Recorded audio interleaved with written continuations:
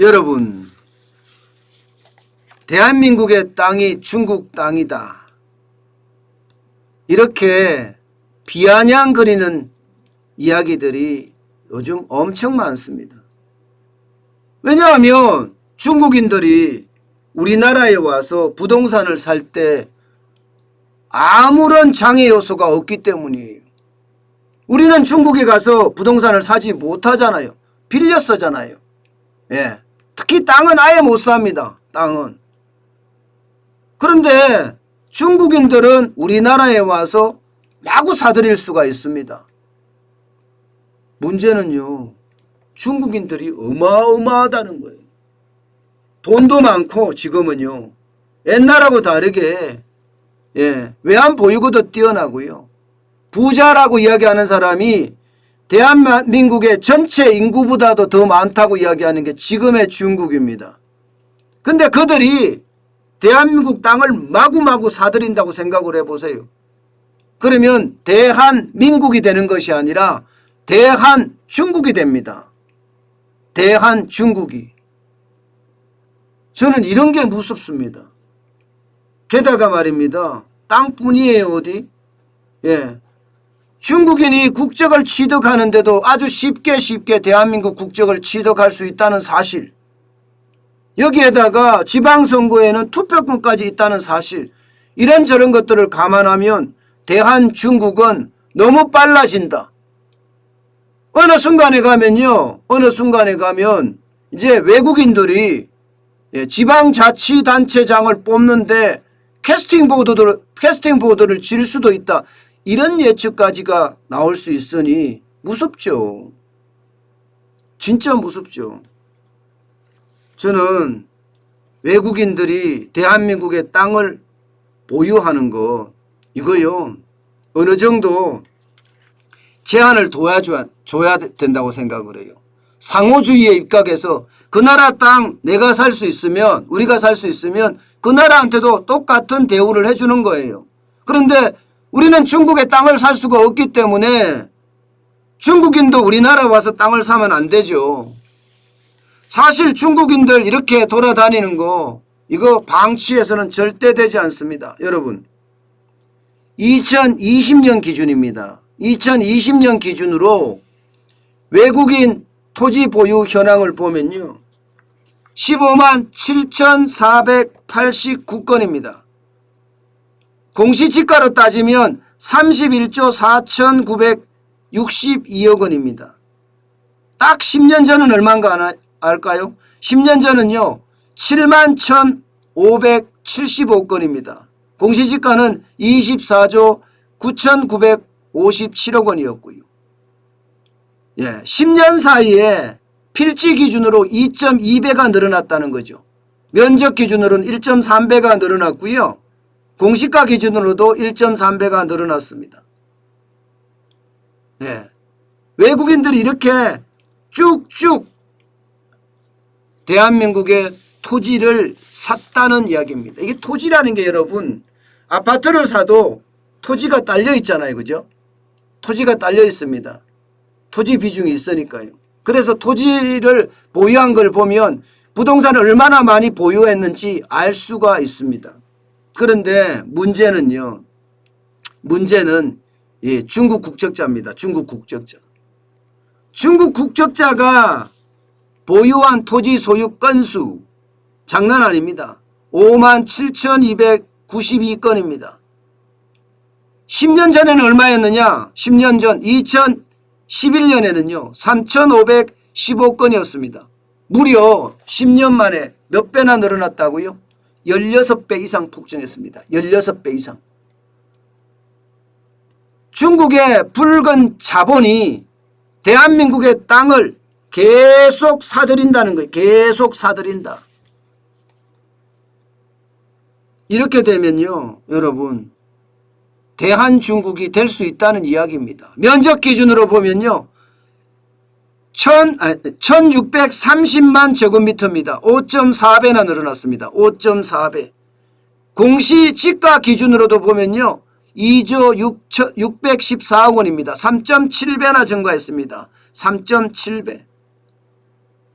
여러분, 제주도 면적이 얼마인지 아세요?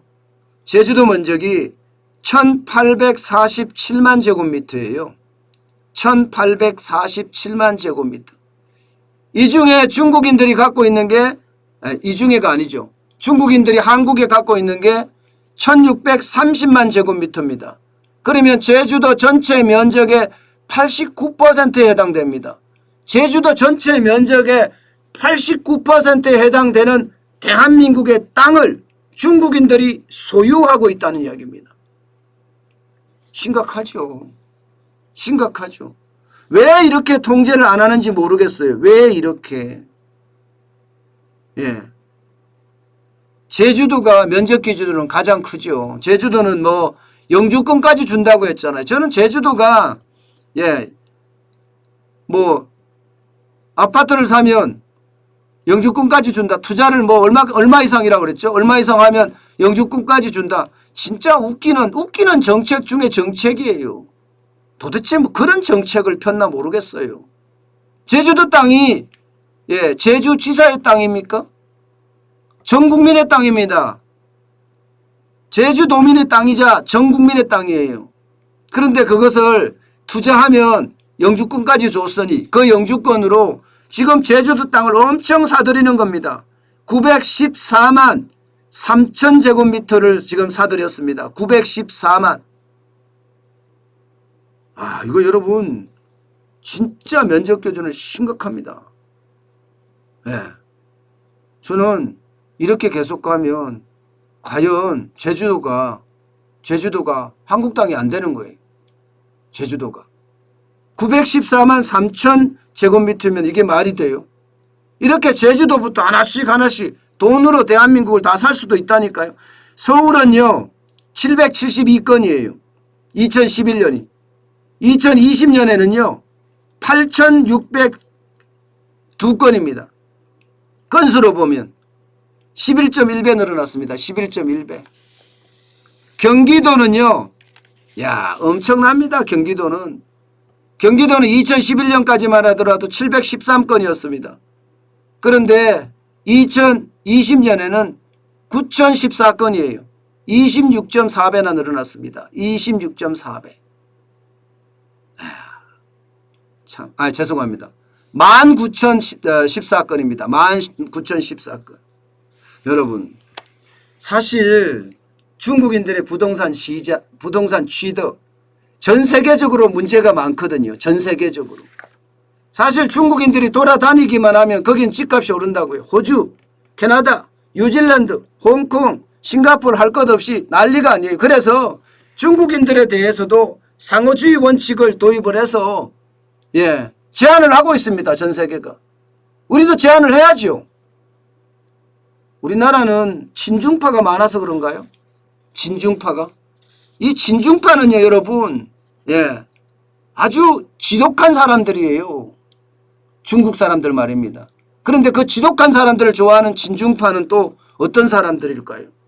저는 하루빨리 상호주의 원칙에 입각해서 중국인들이 대한민국에서 땅을 취득하는 것 이것은요 제한해야 된다고 생각합니다. 그렇지 않으면 제주도가 점점 대한중국이 되고 있듯이 서울도 경기도 다 대한중국으로 변질되지 않을까 솔직히 두렵습니다.